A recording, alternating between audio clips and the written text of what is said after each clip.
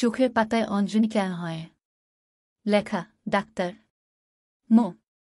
শফিউল ইসলাম প্রধান, সহযোগী অধ্যাপক, গ্লোকোমা ও phaco surgeon, Bangladesh eye hospital, Dhaka.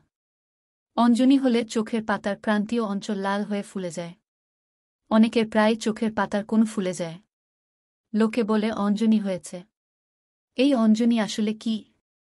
চোখের পাতার চুল বা পাপড়ির ফলিকল এবং জেইস বা মূল গ্রন্থির পুঁজ সৃষ্টিকারী সংক্রমণকে বলে অঞ্জনি বা স্টাই।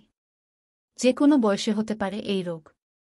যারা চোখের পাতার খুশকির সমস্যায় ভোগেন এবং চোখের পাওয়ারের সমস্যায় ভোগেন তাদের এই রোগ হয় বেশি। ডায়াবেটিসে আক্রান্তদেরও এই রোগ বেশি হয়। প্রথমবার সঠিকভাবে চিকিৎসা না হলে বারবার এই রোগ হতে থাকে। এক পাতায় ভালো হয় তো অন্য পাতায় হয়, এক চোখে ভালো হয় তো অন্য চোখে হয়। খুবই অস্বস্তিকর এবং বিরক্তিকর এই রোগ। অঞ্জনি হলে চোখের পাতার প্রান্তীয় অঞ্চল লাল হয়ে ফুলে যায়। ব্যথা হয় এবং পরের দিকে পুঁজ বিন্দু দেখা দিতে পারে। চোখের পাতা ফেললেই ব্যথা বোধ হয়। ছোট থাকলে অনেক সময় দিনে দুবার করে গরম সেক দিলে অঞ্জনি সেরে যায়। কিন্তু বড় হলে এবং বারবার হলে চক্ষু বিশেষজ্ঞের পরামর্শে জীবাণুনাশক খাওয়ার ওষুধ লাগতে পারে। চোখের পাতার পরিষ্কার, পরিচ্ছন্নতা এবং পাওয়ারের সমস্যা থাকলে চিকিৎসা করাতে হবে।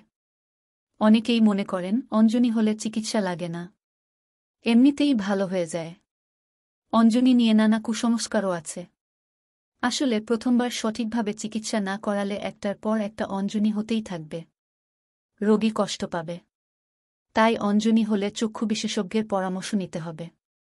কেন এমন হচ্ছে জানতে পারলে ঠেকানো সম্ভব।